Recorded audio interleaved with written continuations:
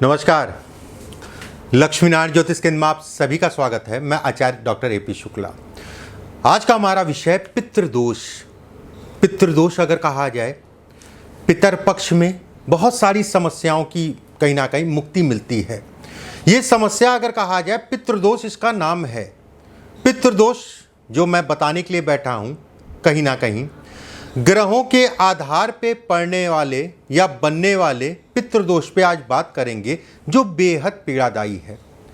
उसके कुछ लक्षण मैं बताऊंगा आपको इस वीडियो में। आपको उपाय मैं बताऊंगा, जो अभी 11 तारीख से पितृदोष पितर पक्ष जो है शुरू हो रहा है। उन लक्षणों को ध्यान से सुनिएगा और जो मैं उपाय बताऊंगा उसको कर लीजिएगा। बहुत सारे ऐसे लोग हैं जिनको अपना डेट ऑफ बर्थ या जन्म कुंडली के बारे में नहीं पता। हस्तरेखा में भी पितृदोष को देखा जा सकता है। हस्तरेखा में भी कहीं ना कहीं पितृदोष दिखाता है। कौन सी वो रेखाएं हैं जो ये पितृदोष को दिखाती हैं, उससे संबंधित चीजें भी इस वीडियो में मैं बताऊंगा। सबसे पहले बात करते हैं लक्षणों की। ऐसे लोगों के ऊपर या ऐसे घरों में अगर कहा जाए जहां पर प्रबल पितृदोष है, धन आएगा नहीं।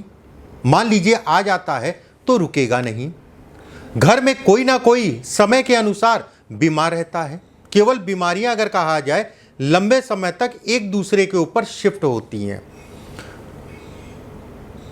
सामान्य भाषा में अगर कहा जाए, बीमारियों के ऊपर खूब धन का व्यय होता है। यह भी कहीं ना कहीं पितृदोष का लक्षण है।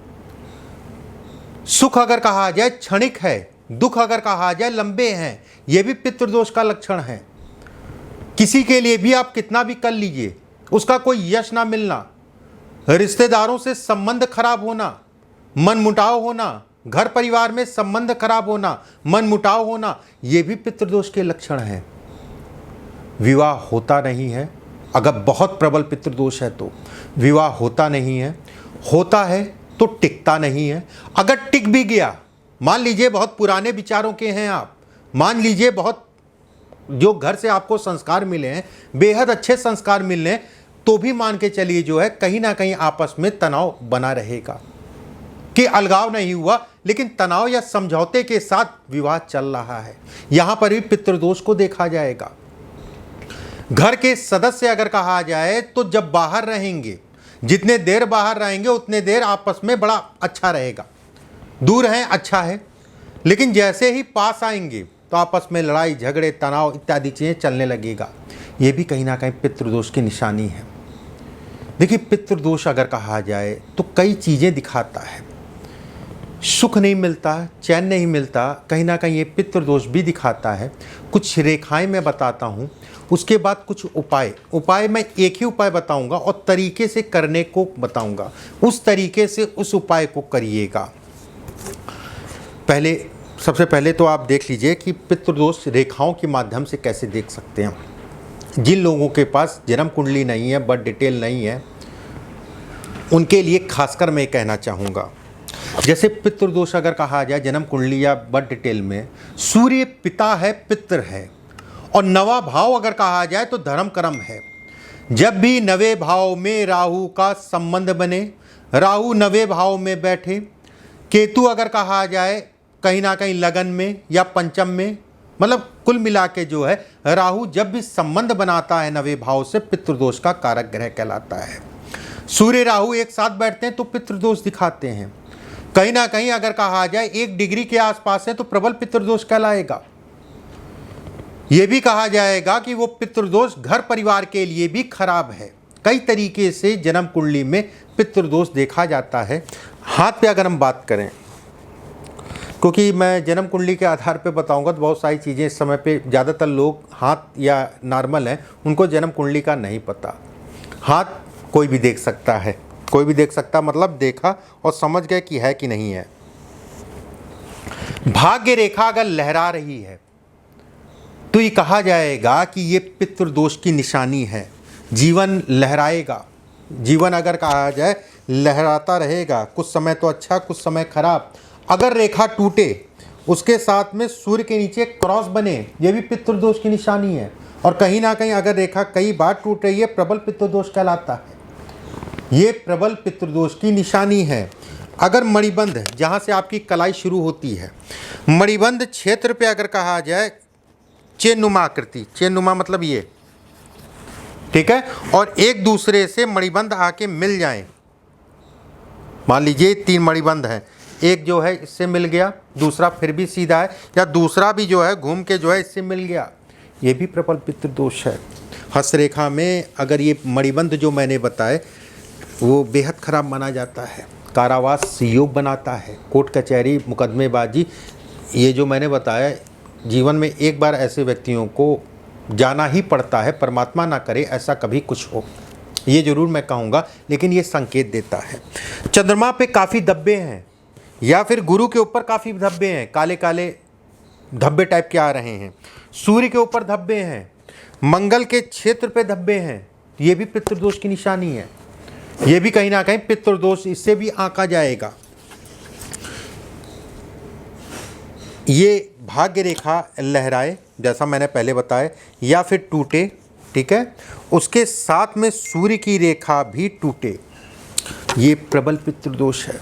जीवन कह लीजिए कि काफ़ी उतार चढ़ाव जीवन में आता है और काफ़ी तनाव जीवन में आता है, ये इसके संकेत देता है। अब उपाय समझिए, क्या उपाय करें। मैं एक उपाय बताऊंगा और जिस तरीके से बताऊंगा उस तरीके से करिएगा, परमात्मा चाहेगा बिल्कुल पितृदोष शांति होगी। देखिए, ये पितर पक्ष में ये कर लीजिएगा, अभी शुरू होने वाला है। प्रतिदिन आपको मंदिर जाना है, शिव जी के मंदिर में आटे का बना एक दिया ले लीजिएगा और शिवलिंग के सामने उस दिए को जला दीजिएगा। अपने पितृदोष को बोलते हुए क्षमा याचना कर लीजिएगा, पितरों से क्षमा याचना मांग लीजिएगा, अपने इष्ट से क्षमा याचना मांग लीजिएगा, हनुमान जी से और शिव जी से।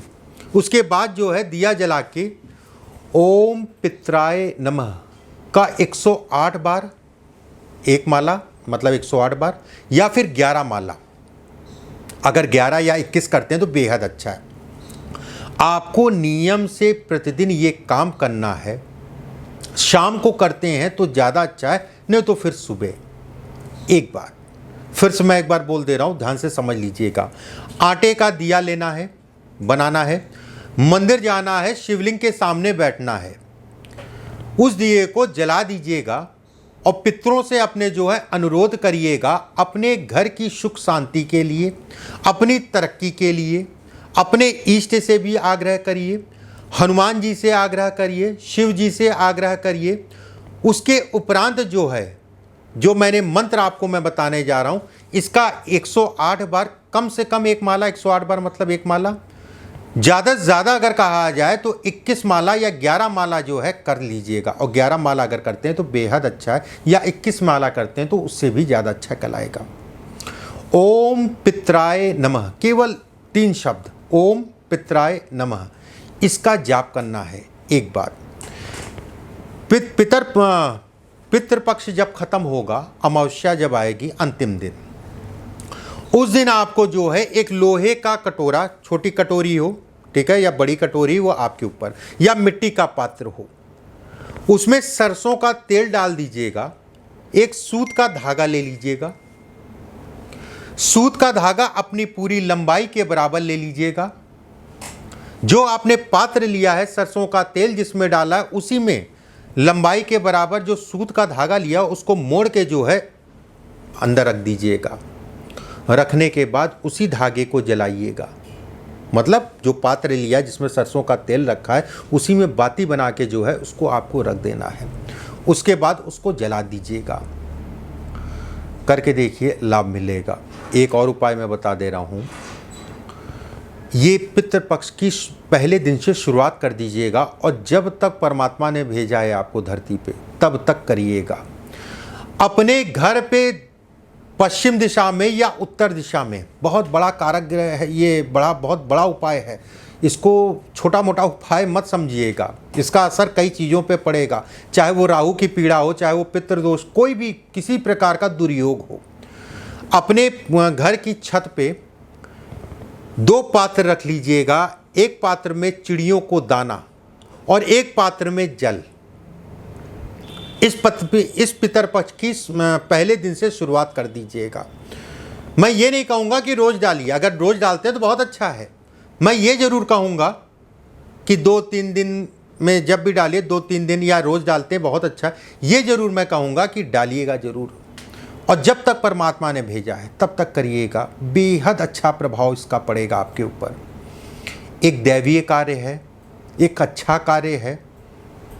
जानवरों की सेवा अगर कहा जाए तो कितने भी बड़े कोई दुर्योग हो, कोई भी ऋण हो, दुर्योग हो जन्म कुंडली में, जो लोग जानवरों की सेवा करते हैं, गौ सेवा करते हैं, कुत्तों की सेवा करते हैं, पक्षियों की सेवा करते हैं, बेजुबानों की सेवा करते हैं, बड़े बड़े दुर्योग जो है उनसे ख़त्म हो जाते हैं। मैं ये बिल्कुल नहीं कहूँगा कि आज किया और कल ख़त्म हो गया, ऐसा कुछ नहीं है। आराम से, धैर्य से, तसल्ली से करिए। मैंने जो भी दुर्योग आपको बताया या चिड़ियों की सेवा करते रहिए, परमात्मा बिल्कुल आपको फल देगा और एक दैवीय कार्य है। और ख़ासकर अगर कहा जाए पितृदोष के लिए बेहद अच्छा है। और जो शुरुआत में उपाय बताया तो उसको ज़रूर कर लीजिएगा। एक मौका है, 15 दिन का भी समय मिलने जा रहा है और शुरुआत में ही मैं बता दे रहा हूँ, तो इसकी तैयारी कर लीजिएगा। अगले वीडियो में फिर आप सभी से मुलाकात होगी। परमात्मा आप सभी को स्वस्थ रखे, सुरक्षित रखे। अभी के लिए बस इतना ही। नमस्कार।